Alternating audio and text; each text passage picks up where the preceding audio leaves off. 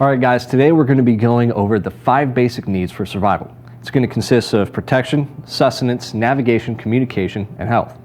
Now, when it comes to protection, we're looking at things like shelter, your clothing, applying that colder principle, your security, and anything that protects you from the environment and wildlife is going to be considered personal protection or protection that you need. You need to repair it and adapt it as you need to throughout whatever situation you end up finding yourself in. So the next thing is going to be sustenance. Sustenance is going to be things that help sustain and keep you going. Sustenance is going to consist of your food and water. And when we're looking at that, there's certain things to remember. You can survive for 3 days without water before you'll end up being dead. And then you can also survive for about 3 weeks without food before your body starts digesting everything.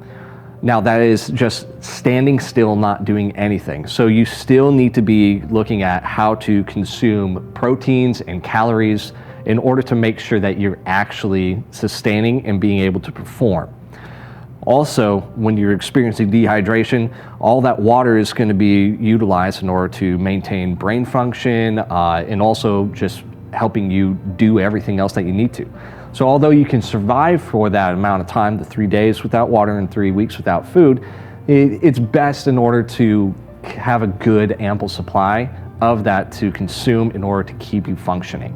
Now, when we're looking at navigation, there are ways in order to help you find how to get from A to B, whether it's self-recovering or just looking for natural resources as well.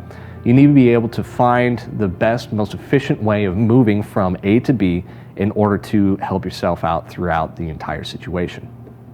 Now, when we're looking at communication, you need to have a PACE plan. Now, PACE stands for Primary, Alternate, Contingency, and Emergency. This is just an overarching concept of being able to make sure that you have thoroughly planned out should the worst happen and all of your other best preparations start failing, you'll still have a way of effectively communicating.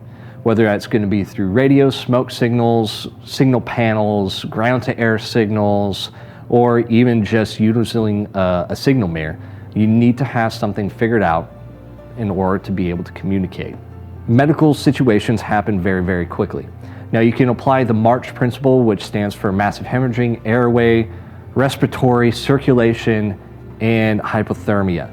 You need to be able to make sure that your body is going to be functioning throughout.